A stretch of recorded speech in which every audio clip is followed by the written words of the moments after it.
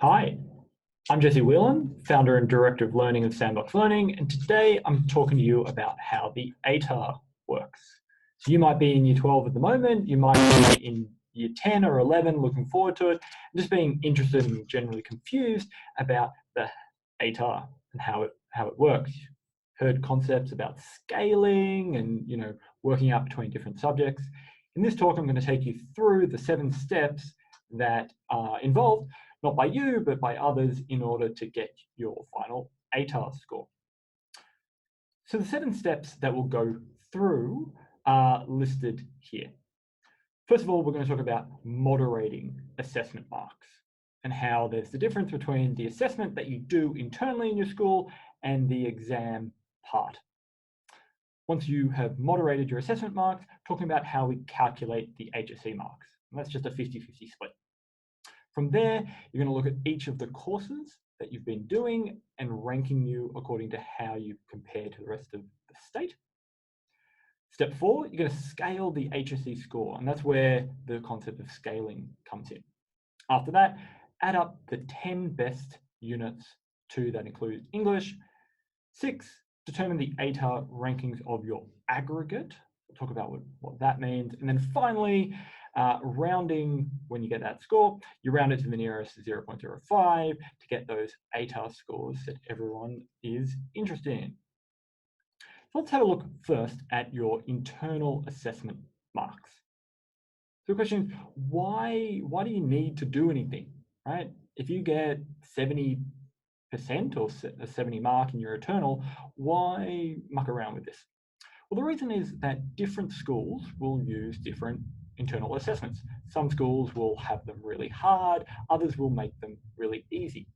If you didn't have a way of comparing between the schools, that would incentivize each school just to make everything really, really easy for their students, so the students just got really high artificial marks. So there needs to be a way to compare a really kind of difficult set of assessments with really easy to get a fair way. So the way we'll go into it, if you get a little bit lost with the specific maths, that's okay. You don't need to be a master in understanding all of this. You just really need to get comfortable with what's going on. So the step that they do here, number 1, they set the top moderated assessment mark to be the same as the top exam mark.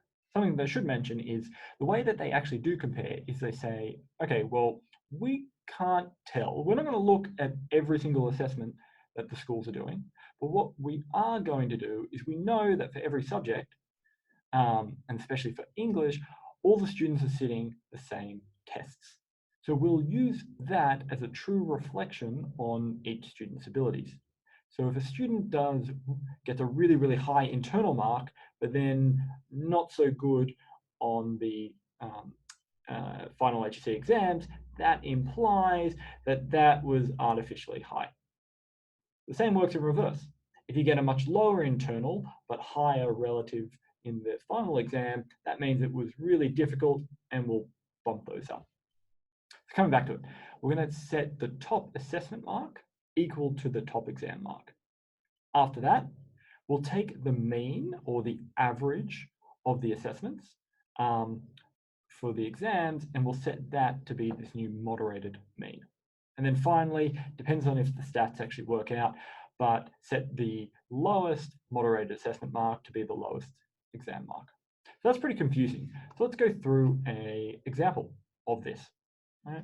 This is looking at a school which has 6 students, so very, very small cohort. What you can see are 2 sets of data. The first are the actual internal assessments. So as it says, school assessment mark, which are ranked in how the students performed. Then the second one here, we have, based on the HSC exams, how those students actually performed and their kind of relative ranks. So just for an example, student A got a mark of 90 internally, and by the time they got their exam done, they got 92. B, 78 internally, 72, and so on. So coming back to those steps, the first thing that we're doing is we're setting the moderated mark, the top one, to be the same as the exam. So what that means is the first student, the top mark there was 92. So we give that 92 to whoever ranked first, so student A. The next thing we do is we look at the exam mean. So the average of all the students was 68. And so we set the moderated, basically what it says is, well, on average, the true score should have been 68. So this 66 average, we need to bring up. Those on balance, the school's assessments were more difficult than others. And so we set the average. And then using different statistic curves and more advanced maths, you go through and allocate some different things. What you'll notice is there are, just through the way that the moderation works, there are some kind of winners and some losers. So student A, they get bumped up. When you come first in a course, you always get this nice benefit.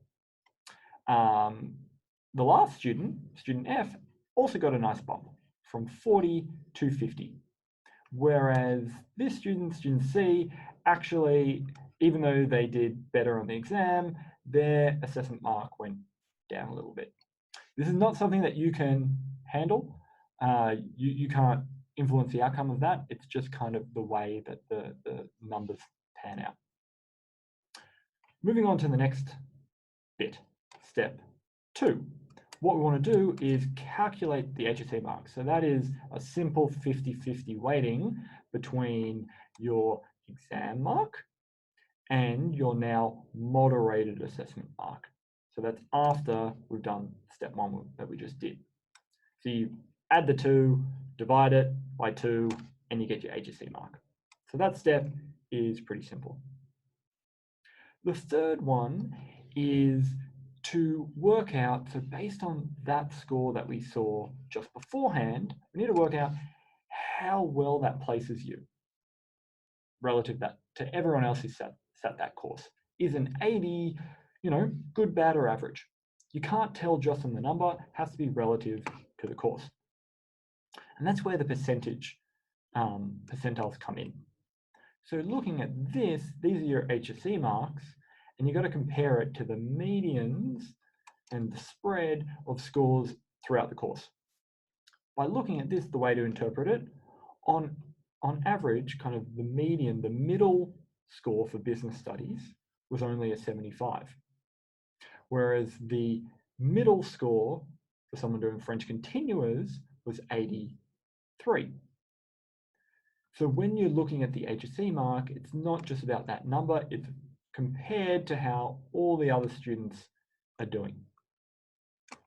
So when you look at the percentile, a 75 is a good mark. However, the middle score for all students doing English Advanced in this particular year is 82.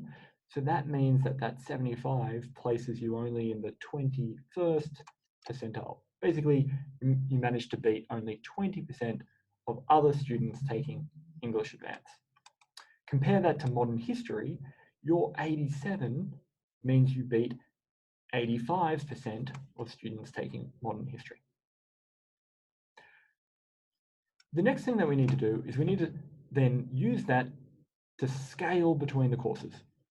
Just like we were scaling between the schools to understand, on average, are your assessments harder or easier than everyone else's? Different courses are, to some degree, easier or more difficult than others. And so what you have is your score then gets compared against these course scores to get a number which kind of averages all those differences out. So looking at this one, what you see is the average scaled score for these particular subjects that this fictional student is doing. The lowest one here, so business studies as well as visual arts, these are kind of easier courses. French continuous, and then English advanced, and 2-unit maths. These are kind of like the harder courses. Looking a little bit at what scaling does, the reason why we do scaling is, as I said, you want to be comparing kind of like with like as much as possible. Because all the different subjects are so different, you need a way to essentially compare or measure apples with oranges. This is a scaling chart for the English courses for using the data from 2018. And you've got the 5 English courses. You've got English as a second language, English standard, English advanced, extension 1, extension 2. Across the bottom here, you have the different percentiles. What this means is if you were down here, you placed in, the 50th percentile. You came halfway through the course. Up this end, you top the course, essentially. If you're right here, you're top 0%. You've beaten pretty much everyone else in your course. But what's interesting here is you want to look at the scaled mark compared to where you rank in the course. For a subject like English Standard, if you come halfway in your course, out of all the students, not in your school, but in everyone who's doing English Standard, you still end up with a very low scaled mark. In fact, it stays really, really, really, really low until you place in kind of the top 2 to 3%. So you're going to have to be in the top few hundred students in the state to be able to get a much higher scaled mark. As opposed to if you're doing English Advanced, for example, instead of Standard, well, even if you get beaten by 50% of students, you're still going to get a much higher scaled mark. And this is where people get in trouble. Dropping down courses into easier courses, well, actually, although you may be doing an easier course, you actually have to perform even higher in order to beat more students and improve your ranking. The one kind of thing with scaling English Standard, by doing that, it actually makes it quite hard to improve your scaled marks. Just something to keep in mind. So the next step, based on that, is we want to scale the HSC score based on those rankings like we talked about. So we took the HSC mark, which was 50% internal, 50% exam mark, and we just put them together. And then we scale that based on all those different curves to see, these marks. Now, these scale marks don't actually mean anything on their own, but they're just a way, so you can't really say, okay, well, 49, what does that compare to with an ATAR? We'll come to that next step. But what you want to have is, you want to have the highest scale marks, which go towards your total contribution. The next step we have, because this student has done 6 subjects, so 12 units, but the ATAR is about the 10 best units, which kind of gives you, if you're doing more than 10 units, gives you kind of a extra chances, right, in case the subject hasn't done well. So the question here, we have to get rid of 2 subjects, and 2 units, I should say. They're not going to count, and which ones would they be? So you're looking to eliminate the lowest scaled mark. If you said English Advanced and taken that out, you would be wrong, because the best 10 units must include English. And that's why performing well in English is more important than any of the other subjects that you can do. All the other subjects, it'd be great if you did really well, but in the event that you don't, it could be okay because they don't have to count. If you're only doing 2 units of English, whether English Standard or English Advanced or ESL as well, they have to count. So it's critically important that you focus your time and attention on doing well in that. You can't just say, I'll ignore English, make it up with everything else. It's incredibly hard because it has to count. So going down to the next kind of worst one, well, it's going to be visual arts. From there, we just add up those scaled marks for your best 10, and you get this aggregate number, 323. What does that mean? Well, it doesn't mean anything on its own, right? It depends, and it changes each year, but from that, based on, once you work out the aggregate scores for every single student in the state, who sat the HSC that year, you then rank them. You know, the students who get the absolute top scores, aggregates, which in this particular case was 477, and then you rank them down, and that then gets converted into ATARs. For this particular student, they got an aggregate of 323, which means that they'll get an ATAR of about 80. So what you want to do, the ultimate thing, it comes back to aggregate.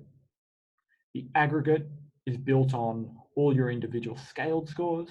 And so your scale scores relate to how well you do internally and how well you do on your exam. The main takeaway for you for this is not that how exactly the maths work or how you can game the system. Well, you can't game the system. What you can control is not how well everyone else does or how hard your assessments are. You can control how much effort you put in, and therefore how well you're going to be able to do in your assessments in come exam time.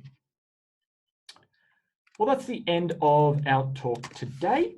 For more tips on study, the HSC, and learning in general, check us out either on YouTube for more videos or our blog, which can be accessed at www.sandboxlearning.com.au/blog. Thank you.